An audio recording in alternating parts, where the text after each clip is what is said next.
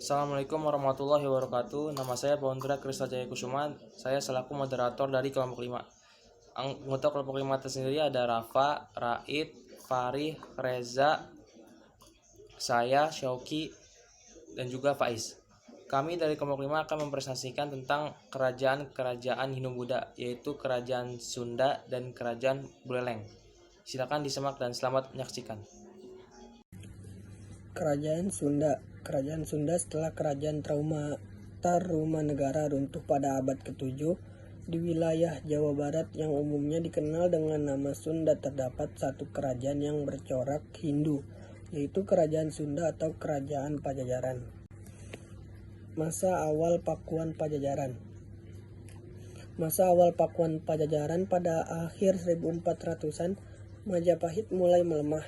Pemberontakan terjadi di mana-mana, saling berebut kekuasaan antar saudara-saudara.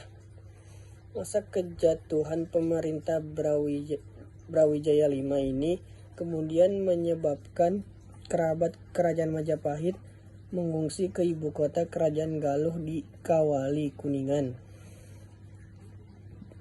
Kuningan, Jawa Barat. Raden Baribin merupakan kerabat dari Prabu Kertabumi yang ikut dalam pengungsian tersebut. Kerajaan Galuh menerima kedatangan kerajaan Majapahit dengan damai dan bahkan Raja Dewa Niskala menikahkan Raden Baribin dengan Ratna Ayu Kirana Putri dan Raja Kerajaan Galuh tersebut. Tak sampai di situ, Raja Galuh juga menikahi salah satu keluarga pengungsi Majapahit, rombongan Raden Baribin. Lokasi Pajajaran. Letak lokasi pusat dari Pajajaran terletak antara Sungai Besar dengan Sungai Tanggerang, disebut juga Ciliwung dan Cisande, yang sejajar. Lokasi Pakuan merupakan lahan dataran tinggi yang satu sisinya terbuka menghadap ke arah Gunung Pangranga. Tebing Ciliwung, Cisande, dan Cipaku merupakan pelindung. Kehidupan pada masa Kerajaan Sunda. 1. Kehidupan politik Kerajaan Sunda. Menurut Tome Pires, Kerajaan Sunda diperintah oleh seorang raja. Raja tersebut berkuasa atas raja-raja di daerah yang dipimpinnya. Tahta kerajaan diberikan secara turun-temurun kepada anaknya. Akan tetapi, apabila raja tidak memiliki anak, maka yang menggantikannya adalah seorang raja daerah berdasarkan hasil pemilihannya. 2. Kehidupan sosial Kerajaan Sunda. Masyarakat Kerajaan Sunda umumnya adalah masyarakat peladang. Masyarakat ini memiliki ciri-ciri yang menonjol seperti selalu berpindah tempat dan rasa kebersamaannya agak longgar apabila dibandingkan oleh masyarakat Jawa yang menetap. Kehidupan pada masa Kerajaan Sunda. Kehidupan ekonomi Kerajaan Sunda. Kerajaan Sunda adalah kerajaan yang masyarakatnya hidup dari pertanian. Hasil pertaniannya menjadi pokok bagi pendapat kerajaan. Kerajaan Sunda memiliki 6 buah pelabuhan penting yang masing-masing dikepalai oleh seorang syah bandar, yaitu Pelabuhan Banten, Pontang, Cigede, Tonggara, Kelapa, dan Cimanuk adalah pelabuhan-pelabuhan yang dimiliki Kerajaan Sunda. Kehidupan kebudayaan Kerajaan Sunda. Kitab cerita Parahyangan dan serta Dewa Buddha memberi petunjuk bahwa masyarakat Kerajaan Sunda banyak mendapat pengaruh budaya Hindu dan Buddha. Kedua budaya itu selanjutnya berbaur dengan unsur budaya. Kehidupan sosial budaya masyarakat. Kelompok masyarakat berdasarkan ekonomi, misalnya juru lukis atau pelukis, pandai emas, pandai wesi atau pandai besi, kumbang gending, penabuh atau pembuat gamelan, pahuma atau peladang, dan panyawah atau petani sawah. Kelompok masyarakat yang bertugas sebagai alat negara yaitu mantri, bayangkara atau penjaga keamanan, prajurit atau tentara, pam, orang, tentara, nunangganan, nama jabatan di bawah Mangkubumi. Kelompok rohani dan cendakiawan yang terdiri dari mame atau dalang, para guna yang mengetahui berbagai macam lagu dan nyanyi. Peninggalan Kerajaan Sunda. Prasasti Pasir Datar. Prasasti Pasir Datar ditemukan di perkebunan kopi di Pasir Datar. Cisande, Sukabumi pada tahun 1872. Prasasti ini sekarang disimpan di Museum Nasional Jakarta. Prasasti yang terbuat dari batu alah ini hingga kini belum ditranskripsi sehingga belum diketahui isinya. Prasasti Perjanjian Sunda sampai Portugis. Prasasti Perjanjian Sunda sampai Portugis adalah sebuah prasasti berbentuk tugu batu yang ditemukan pada tahun 1918 di Jakarta. Prasasti ini menandai perjanjian kerajaan Sunda sampai kerajaan Portugal yang dibuat oleh utusan dagang Portugis dari Malaka. Peninggalan kerajaan Sunda. Prasasti Ulu Belu. Prasasti Ulu Belu ditemukan di Ulu Belu, Desa Rebang Punggung, Kota Agung, Lampung pada tahun 1936. Isi prasasti berupa mantra permintaan tolong kepada dewa-dewa utama, yaitu Batara Guru atau siswa, Brahma dan Wisnu, serta selain itu juga kepada dewa penguasa air, tanah, dan pohon agar menjaga keselamatan dari semua musuh. Prasasti Hulu Dayeuh. Prasasti Hulu Dayeuh ditemukan di Kecamatan Duku Puntang sampai Cirebon pada tahun 1991. Prasasti Hulu Dayeuh berisi 11 baris tulisan beraksa dan berbahasa Sunda kuno. Tetapi sayang, batu prasasti ketika ditemukan sudah tidak utuh lagi karena beberapa batunya pecah, sehingga peninggalan kerajaan Sunda selanjutnya adalah Prasasti Kebon Kopi II. Prasasti Kebon Kopi II atau Prasasti Pasir Muara peninggalan kerajaan Sunda sampai Galuh ini ditemukan tidak jauh dari Prasasti Kebon Kopi I, yang merupakan peninggalan kerajaan Tarumanegara dan dinamakan demikian untuk dibedakan dari prasasti pertama. Namun sayang sekali, prasasti ini sudah hilang dicuri sekitar tahun 1940-an. Prasasti Kebon Kopi II ditemukan di Kampung Pasir Muara. Prasasti Cikapundung. Prasasti Cikapundung. Prasasti ini ditemukan warga di sekitar Sungai Cikapundung, Bandung pada 8 Oktober 2010. Batu prasasti bertuliskan huruf Sunda kuno tersebut diperkirakan berasal Raja-raja kerajaan Sunda. Pertama, Dharma Kusuma pada tahun 1157 sampai 1175. Yang kedua, Raja Dharma Raja pada tahun 1042 sampai 1065. Yang ketiga, Prabu Sakti pada tahun 1543 sampai 1551. Yang keempat, Prabu Ragamulya atau Prabu Suryakancana pada tahun 1567 sampai 1579. Yang kelima, Prabu Gilingwesi pada tahun 738 sampai 795. Yang keenam, Tarusbawa pada tahun 669 sampai 723. Yang ketujuh, Prabu Dharma Raksa pada tahun 891 sampai 895. Yang ke-8, Munding Ganawirya pada tahun 964 sampai 973. Puncak kehancuran. Kerajaan Pajajaran runtuh pada tahun 1579 akibat serangan kerajaan Sunda lainnya, yaitu Kesultanan Banten.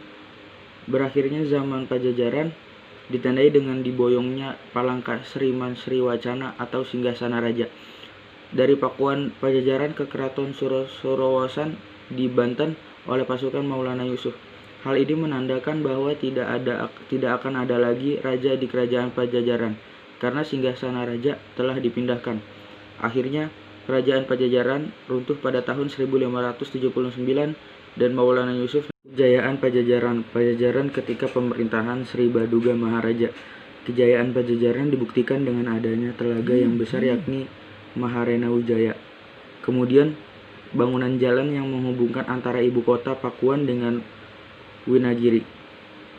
Pertahanan ibu kota juga diteguhkan dengan memberikan desa perdikan sebagai desa perdikan kepada semua pendeta dan pengikutnya supaya memantapkan kegiatan agama, serta membuat kebinihajian atau kaputren, kesatriaan atau asrama prajurit, pagelaran atau formasi tempur, pamingtonan atau tempat pertunjukan, memperkuat angkatan perang, mengatur upeti dari raja-raja. Kerajaan Buleleng Kerajaan Buleleng adalah suatu kerajaan di Bali Utara yang didirikan sekitar pertengahan abad ke-17 dan jatuh ke tangan Belanda pada tahun 1849. Kerajaan ini dibangun oleh I Gusti Arungrah Panji Sakti dan Wangsa Kepaksisan dengan cara menyatukan seluruh wilayah-wilayah Bali Utara yang sebelumnya dikenal dengan nama Den Bukit. Setelah kemerdekaan Republik Indonesia, Kerajaan Buleleng berstatus sebagai daerah. Sejarah Buleleng. I Gusti Ngurah Panji Sakti yang sewaktu kecil bernama I Gusti Gede Pasekan adalah putra I Gusti Ngurah Jalantik dari seorang seleb bernama Siluh Pesek Gublek berasal dari desa Panji wilayah Den Bukit. I Gusti Panji memiliki kekuatan supranatural dari lahir. I Gusti Ngurah Jalantik merasa khawatir kalau I Gusti Ngurah Panji kelak akan menyisihkan putra mahkota. Dengan cara halus, I Gusti Ngurah Panji yang masih berusia 12 tahun disingkirkan ke Den Bukit, ke desa asal ibunya, desa Panji. I Gusti Ngurah Panji menguasai wilayah Den Bukit dengan menjadikan kerajaan Buleleng yang mempengaruhi pernah meluas sampai ke ujung timur Pulau Jawa, Blambangan. Setelah I Gusti Ngurah Panji Sakti wafat pada tahun 1704, Kerajaan Buleleng mulai goyah karena perebutan kekuasaan. Dikuasai Mengwi dan Karangsem. Kerajaan Buleleng tahun 1732 dikuasai Kerajaan Mengwi, namun kembali merdeka pada tahun 1752. Selanjutnya jatuh ke dalam kekuasaan Raja Karangasem. 1780, Raja Karangasem I Gusti Gede Karang membangun istana dengan nama Puri Singaraja. Raja berikutnya adalah putranya bernama I Gusti Pahang Canang yang berkuasa sampai 1821. Kekuasaan Karangasem melemah, terjadi beberapa kali penggantian raja. Tahun 1825, I Gusti Made Karangsem memerintahkan dengan patihnya I Gusti Ketut Jalantik sampai ditaklukkan Belanda tahun 1800. Lokasi Buleleng. Kerajaan Buleleng adalah suatu kerajaan di Bali Utara yang didirikan sekitar pertengahan abad ke-17 dan jatuh ke tangan Belanda pada tahun 1800.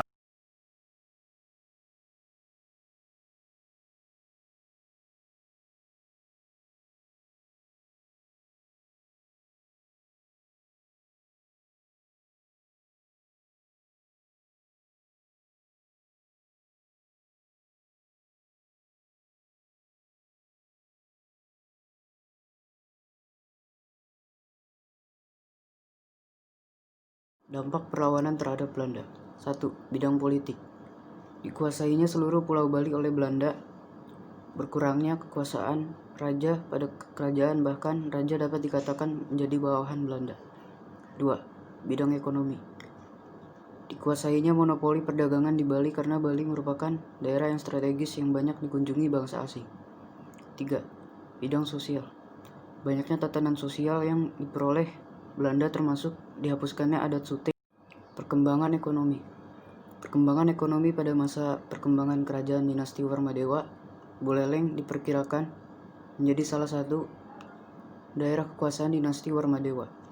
Sesuai dengan letaknya yang di tepi pantai, Buleleng berkembang menjadi pusat perdagangan laut. Hasil pertanian dari pedalaman diangkut lewat darat menuju Buleleng. Dari Buleleng, barang dagangan yang berupa hasil pertanian seperti kapas, beras, asam, kemiri, dan bawang diangkut atau diperdagangkan ke pulau lain, daerah seberang. Perdagangan daerah seberang mengalami perkembangan pesat pada masa dinasti Warmadewa yang Perkembangan agama di Kerajaan Buleleng.